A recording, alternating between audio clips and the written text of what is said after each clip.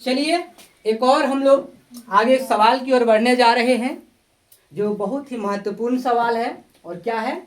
ग्राफीय विधि से हल करना है। ठीक है, और ये सवाल जो है 8 और 9 दोनों के लिए महत्वपूर्ण सवाल है और दोनों में पूछा जाने वाला सवाल है। ठीक है, और ये पूछता भी है। ठीक, तो इसमें पहला सवाल क्या लिखा गया है कि निम्न रैखिक समीकरण युग्मों को ग्राफीय विधि से हल करें। ठीक है, रैखिक समीकरण दिया गया है x + 3y = 6, 2x - 3y = 12 और दूसरा समीकरण हम लोगों ने लिखा 2x - y - 2 = 0 और 4x - y - 4 = 0। इसे ग्राफीय विधि से कैसे हल करना है, चलिए देखते हैं। ठीक है, तो हल। ठीक, तो इसमें हम सबसे पहले कहां आते हैं? समीकरण, इसको हमने समीकरण 1 कहा और इसे हमने समीकरण 2 कहा। ठीक है, अब कहते हैं कि समीकरण 1 से, तो समीकरण 1 में आपका क्या है? x + 3y = 6।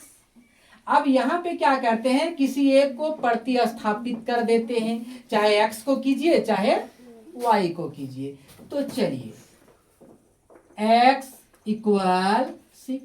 अब ये देखिए 3y को हम लोग क्या कर रहे हैं? बराबर से उधर ले जा रहे हैं, तो इधर में प्लस का 3y है, उधर ले गए तो माइनस का 3y हो गया। अब हम यहाँ क्या करेंगे?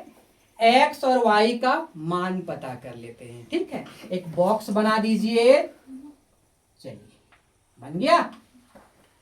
अब यहां बताइए, चलिए कम से कम आपके 2 मान पता कीजिएगा और अधिक से अधिक जितना आप ले सकते हैं आपके लिए सुविधा होगा। ठीक है, तो चलिए ये हो गया x, ये हो गया y। ठीक है, अब यहां पर देखते हैं कि आपका सवाल क्या है कि x = 6 - 3y।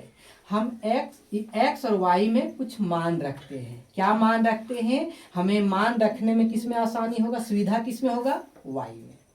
तो चलिए हम y के स्थान पर क्या रखें? कोई भी मान रखिए, y के कुछ भी आप मान रखिएगा तो x का उसके अनुसार कुछ मान देगा। जैसे हम y का मान रखने जा रहे हैं 0, 0, यानी y का मान अगर हम लोग 0 रखते हैं, 0 रखते हैं, तो 0 और 3 गुना होकर क्या बनाएगा? 0 हो जाएगा। और तब हमारा x का वैल्यू, x का मान क्या बताएगा? 6 बता दिया। ठीक है, पुनः y के स्थान पर या y का मान अगर हम 2 रख देते हैं, ठीक, तो ये 2, y का मान 2 और ये 3 गुणा होके क्या बनाएगा? 6 और 6 ये इधर है, तो 6 में 6 घट जाएगा तो क्या देगा? x का मान 0 आ गया। कोई एक और मान बताइए, खुद से बताइए, एक और ऐसा मान बताइए, कुछ भी आप रख सकते हैं। अगर क्या रखें बताइए? तो चलिए y का मान आपने रखा 1, ठीक, 1 रख दिया आपने, तो 1 रखने से क्या हुआ? 1 और 3 इंटू -3 हो गया। अब 6 - 3 क्या देगा? हाँ, ठीक है। तो इस तरह से समीकरण से हमको पहले क्या करना है? बॉक्स भर लेने हैं, x और y का मान पता कर लेना है। हो गया पता? पुनः आते हैं दूसरे समीकरण से। ठीक, चलिए पुनः समीकरण 2 से, तो दूसरा समीकरण आपका क्या है कि 2x - 3y = 12। यहां भी प्रतिस्थापित कीजिए सेम उसी प्रक्रिया से। अगर हम यहाँ 2x को यहाँ रखते हैं, y को उधर ले जाइए, तो इधर है क्या? पहले से 12 है, प्लस -3y है, उधर ले गए +3y हो गया। ठीक है, अब यहाँ देखिए 2 और x के साथ में गुणज है, इसलिए x = क्या लिख सकते हैं? 12 + 3y/2। ठीक, पुनः हम एक और बॉक्स बनाते हैं इसके लिए और यहां पर भी मान रखते हैं। चलिए ठीक है, x ये हो गया y। चलिए पुनः y का कुछ मान रखते हैं, रखने का प्रयास करते, देखते हैं। अगर हम y का मान 0 रखा, आपने 0 कर दिया, तो ये पूरा क्या वैल्यू बना दिया, 0 हो गया। अब ये यहाँ क्या बचा, 12/2 मतलब 6। इसी प्रकार और बताइए, अगर हम 2 लेते हैं, जो लेना है लीजिए, y का जो भी मान ले सकते हैं। अगर हम y का मान क्या लेंगे बताइए, 1 ले लीजिए, ठीक है कोई बात नहीं, 1 ले लिया आपने, 1 को 3 से गुना कर दिए, 3 हो गया ये ना, और इधर 12, 12 और 3 15, 15/2 मतलब 7.5। क्या एक और मान बताइए, कुछ भी ले सकते, -2 लेने जा रहे हैं हम लोग, ठीक, -2 ले लिए, तो जब -2 लिए y का मान, तो गुणा होके क्या बनाएगा, -6, ठीक। अब 12 - 6 6/2 मतलब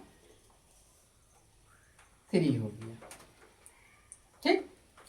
चलिए अब क्या करते हैं, आपको दोनों बॉक्स, हमें दोनों समीकरणों से आपको बॉक्स मिल गया, ठीक है। समीकरण 1 का बॉक्स मिल गया और समीकरण 2 का भी बॉक्स मिल गया। अब हमें इस बॉक्स को उठा के कहां ले जाना है, इस ग्राफ में ले जाना है। ग्राफ में हमें बताना है, ठीक है। चलिए ग्राफ में पुट कैसे किया जाता है इसको हम लोग जानते हैं। तो देखिए पहले समीकरण 1 को, 1 में आपने क्या रखा था, समीकरण 1 का ग्राफ आपका क्या है, x 6 तो y 0 है ना। तो देखिए x हमने यहाँ y का अक्ष, ये x का अक्ष ले लिया, जहां ये दोनों रेखाएं या x अक्ष और y अक्ष जिस बिंदु पर मिलते हैं उस बिंदु को क्या कहते हैं, मूल बिंदु।